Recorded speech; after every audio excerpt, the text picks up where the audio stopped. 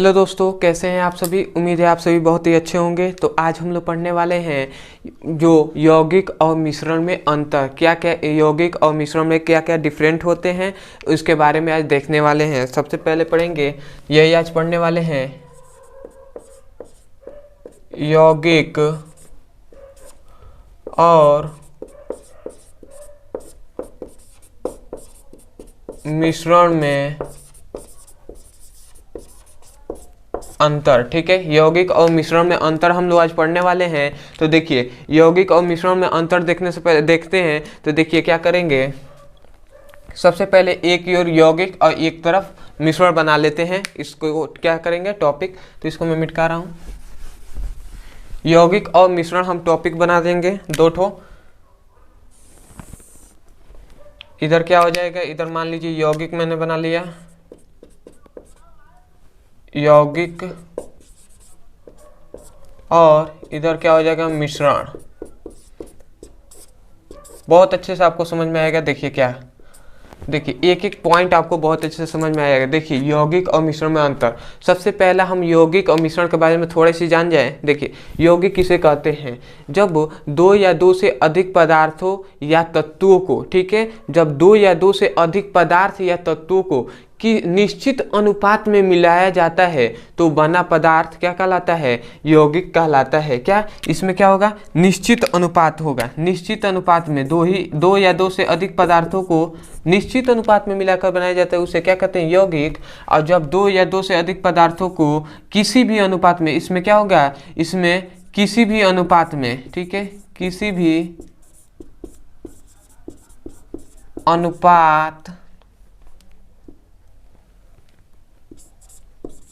ठीक है, किसी भी अनुपात में मिलाकर बनाया जाता है तो उसे हम क्या कहते हैं, मिश्रण कहते हैं। मतलब यौगिक का डिफिनेशन कह सकते हैं कि जब दो या दो से अधिक पदार्थों को एक निश्चित अनुपात में मिलाकर बनाया जाता है उसे मिश्रण यौगिक कहते हैं। अब मिश्रण का डिफिनेशन कहेंगे, जब दो या दो से अधिक पदार्थों को किसी भी अनुपात में मिलाकर बनाया जाता है तो उसे क्या कहते हैं, मिश्रण कहते हैं। तो इन दोनों का सबसे पहला डिफरेंट क्या होगा, डिफरेंट अगर हम अंतर देख रहे हैं तो सबसे पहले यही इसका परिभाषा का डिफरेंट हो जाएगा। ठीक है, परिभाषा हम पहले लिख लेंगे।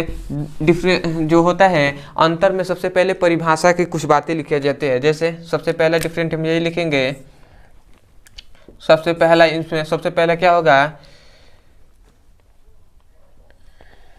दो या दो से अधिक तत्वों के निश्चित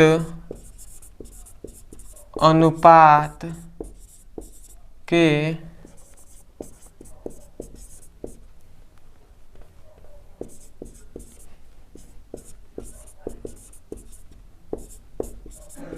हैं। ठीक है, देखिए यौगिक क्या होते हैं, दो या दो से अधिक तत्वों को एक निश्चित अनुपात में मिलाया जाता है, निश्चित अनुपात के फलस्वरूप बनते हैं। ठीक है, और इसमें याद रखेंगे, दो या दो से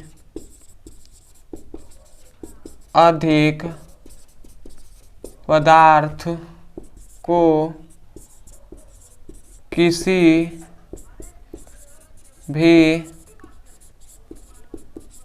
अनुपात में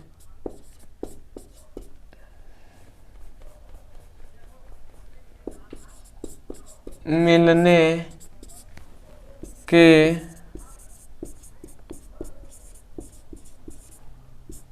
स्वरूप बनते हैं। ठीक है, ये सबसे पहले इन दोनों का क्या होगा, अंतर होगा कि दो या दो से अधिक तत्वों को निश्चित अनुपात में मिलने के फलस्वरूप बनते हैं। इसमें क्या होगा, किसी भी अनुपात, या आप कह सकते हैं अनिश्चित अनुपात के मिलने के फलस्वरूप बनते हैं। ठीक है, तो ये सबसे पहला डिफरेंट हो गया। दूसरे याद रखेंगे कि यौगिक क्या होते हैं, यौगिक एक समांगीय होते हैं। या क्या होते हैं, यौगिक। तो आप हमेशा यौगिक मत लिखिएगा, आप ये लिखिएगा कि यह समांगीय होते हैं। ठीक है, और समांगी के लिए मैंने आपको वीडियो बना दिया है, तो आप जाकर देख सकते हैं समांगीय क्या होता है। ठीक है, तो समांगीय का एग्जांपल जैसे जल और क्या हो गया, जल और चीनी को मिला दिया गया तो ये समांगीय हो गया। अगर आप देखना चाहते हैं समांगीय मिश्रण को, आप जाकर समांगीय के बारे में सब कुछ जान सकते हैं। ठीक है, तो ये क्या होते हैं, यौगिक क्या होते हैं, समांगीय होते हैं। जबकि दूसरा ये क्या होते हैं, मिश्रण क्या होते हैं, मिश्रण विषमांगी होते हैं। ठीक है, मिश्रण क्या होते हैं, विषमांगी मिश्रण होते हैं। कुछ मिश्रण ऐसे होते हैं जो समांगी होते हैं, बहुत मतलब कम क्या होंगे, बहुत कम जो होंगे क्या होंगे, समांगी मिश्रण होते हैं मिश्रण। तो लगभग क्या होते हैं, लगभग मिश्रण क्या होते हैं, विषमांगी होते हैं, इसीलिए लिखा गया है विषमांगी मिश्रण क्या होते हैं, विषमांगी होते हैं। और यह क्या होते हैं, यौगिक क्या होते हैं, समांगी मिश्रण होते हैं। ठीक है, समांगी होते हैं। ठीक है, अब तीसरा याद रखेंगे, तीसरा कि यौगिकों का गलनांक और क्वथनांक क्या होता है। यौगिक, यौगिक मत लिखिए, आप सीधा लिखिए यह या इसका। ठीक है, इसका गलनांक व क्वथनांक निश्चित होता है। ठीक है, यह के जगह पर आप यौगिक भी लिख सकते हैं। ठीक है, कोई दिक्कत नहीं है। तो इसका क्या होता है, गलनांक और क्वथनांक क्या होता है, निश्चित होता है। और गलनांक क्वथनांक के लिए भी मैंने वीडियो बना दिया है, तो आप उसको भी जाकर देख सकते हैं। देखिए, गलनांक और क्वथनांक का छोटा सा मैं बता दूं क्या होता है। देखिए, जब ताप को कोई भी, मान लीजिए जल है, जल को क्या किया, ताप बढ़ाया जाता है, वाष्प में बदलने की प्रक्रिया क्या कहलाती है, गलनांक और क्वथनांक कहलाता है। किसी कोई भी पदार्थ है, उसको वाष्प में, गैस में बदलने की जो घटना है, उसे क्या कहते हैं, गलनांक या क्वथनांक कहते हैं। आप सिंपल वे में आप जान सकते हैं। ठीक है, तो इसका क्या होता है, इसका गलनांक और क्वथनांक क्या होंगे, निश्चित होगा। मतलब एक निश्चित तापमान होगा जितने पर क्या होगा, यौगिक क्या होते होंगे, वाष्प में परिवर्तित होंगे। जैसे कि जल क्या होता है, 100 डिग्री सेल्सियस पे क्या होता है, वो क्वथनीकरण या वाष्पीकरण होता है। ठीक है, तो ऐसे ही इसका भी यौगिकों का क्या होगा, एक निश्चित क्या होगा, तापमान होगा। ठीक है, जबकि मिश्रण का क्या होता है, मिश्रण का गलनांक व क्वथनांक अनिश्चित होता है। ठीक है, मिश्रण का जो गलनांक और क्वथनांक क्या है, वो अनिश्चित होता है, मतलब निश्चित नहीं होता है। ये कितने भी डिग्री सेल्सियस पे क्या होंगे, ये वाष्प में बदल जाएंगे। ठीक है, तो ये हो गया 3 ठो। अब चौथा याद रखेंगे, चौथा जो मिश्रण के जो गुण होते हैं ना, मिश्रण के जो गुण, उसके देखिए, जो मिश्रण के गुण होते हैं ना, और जिससे जिससे हम क्या परिभाषा में देखे हैं कि दो या दो से अधिक पदार्थों को मिलने से क्या होते हैं, मिश्रण बनते हैं।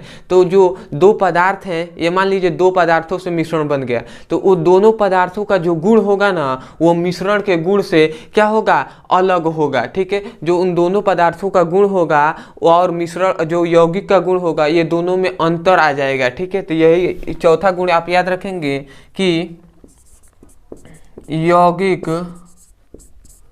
का गुण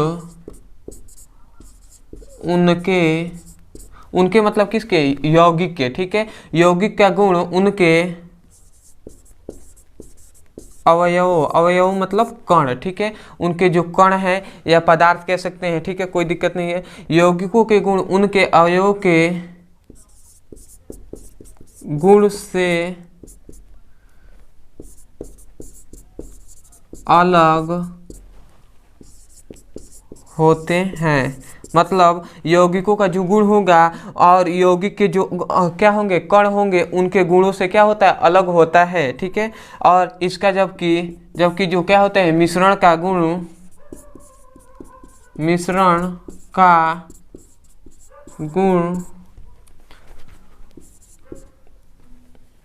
उनके अवयव मैंने अभी बताया है कण। ठीक है, अवयव माने कण। मिश्रण के जो गुण होंगे उनके अवयवों के गुण से गुण में लिखिए, गुण में समानता होती है, गुण में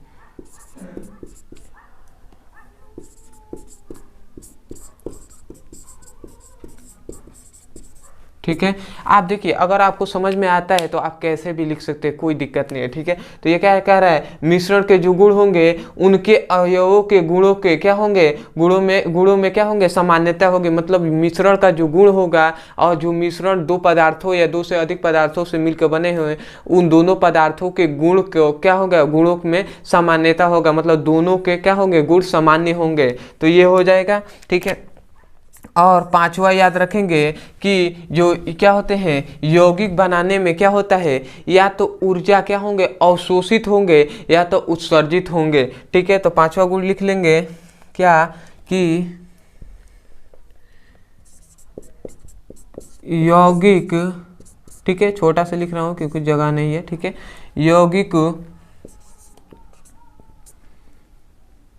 यौगिकों के निर्माण में या तो ऊर्जा अवशोषित होती है या उत्सर्जित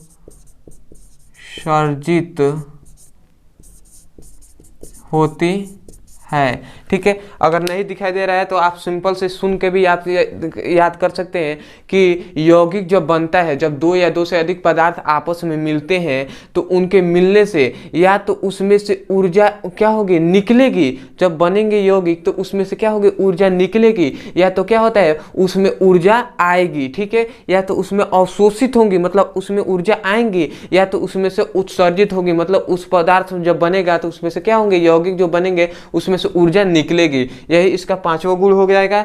और तो क्या लिखेंगे पांचवें गुण में कि यौगिकों के निर्माण में या तो ऊर्जा क्या होंगे, अवशोषित होंगी या तो उसमें से उत्सर्जित होंगी, ठीक है। तो पांचवा, और इसमें याद रखेंगे पांचवा, यहाँ पर जगह तो लिख दे रहा हूं, पांचवा में लिखेंगे कि मिश्रण बनाने में या मिश्रण के निर्माण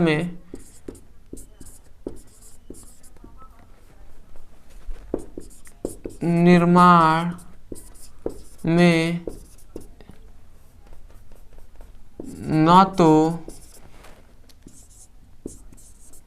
ऊर्जा अवशोषित होती है और न ही उत्सर्जित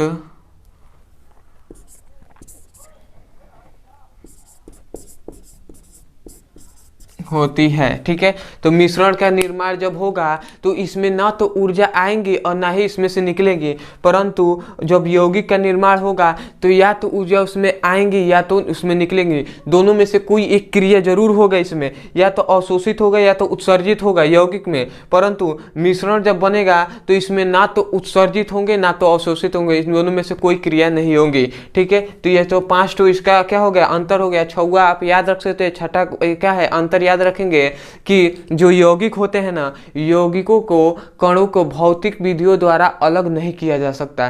कि मान लीजिए यौगिक जो हैं उनको, उनके जो कण है, ठीक है, हम जानते हैं क्या होते हैं यौगिक, दो या दो से अधिक तत्वों को क्या होते हैं मिलने से बनते हैं, तो उनके क्या होंगे, उनके कणों को अलग नहीं किया जा सकता भौतिक विधियों द्वारा, ठीक है। परंतु जो मिश्रण होते हैं ना, मिश्रण के कणों को भौतिक विधियों द्वारा अलग किया जा सकता है। तो ये भी आप छठा गुण इसका लिख सकते हैं, ठीक है। तो उम्मीद है दोस्तों बहुत अच्छे से समझ में आया होगा। अगर समझ में आया है तो चैनल को सब्सक्राइब कीजिए, वीडियो को लाइक कीजिए। मिलते हैं अगले वीडियो में, धन्यवाद।